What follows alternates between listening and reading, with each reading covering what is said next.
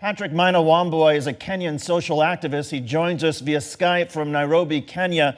Patrick, first of all, what sort of impact has this attack had on young people like yourself across the country?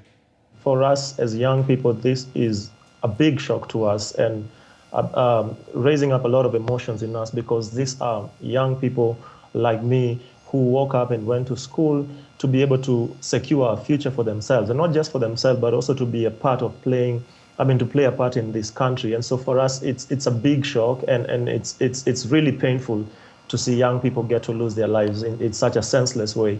Is there a feeling across Kenya now among younger people that you are indeed a target? Oh yeah, definitely, because we know that young people are the future of our country, and we know that our young people are definitely targets, because if you're able to affect young people, if you're able to get rid of young people, then our country is not strong. This was the biggest attack since 1998, when the American embassy was bombed in Nairobi. It was also, of course, bigger than the Westgate Mall attack when 60 people were killed. Has the government in Kenya learned any lessons, in your estimation, from the Westgate attack? Those are the questions that we ask ourselves today, because there was no inquiry, or if there was an inquiry, it was never made public on the lessons that were learned during the Westgate. Because as we can remember very well, the government said eventually that there were 4 terrorists during the Westgate attack that killed 67. As we can see today in Garrisa, there were also 4 terrorists who killed 147 young people. And so for us, we ask ourselves, are there any lessons learned? And if these lessons have been learned, we are not seeing the implementations of these lessons learned, because 4 people cannot be able to kill 147 people. Kenya has one of the strongest economies in all of Africa. How would you describe to Americans who are watching this what it is about the Al-Shabaab and what they're trying to do?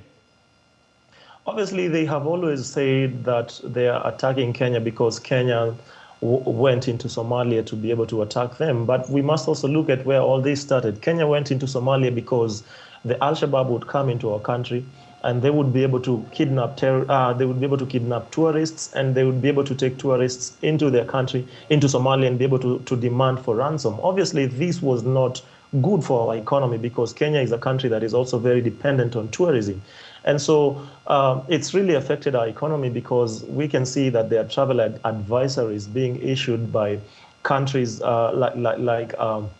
countries like the UK and Australia. We're seeing all these travel advisories, which are obviously hurting our country, because, like I said, our country is an economy that is really dependent on tourism.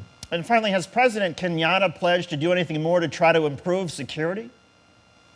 One of the measures that the president said when he talked today, he talked about recruiting more police into the police force. And he actually gave a direct command to the police inspector general to see the 10,000 policemen report for training tomorrow.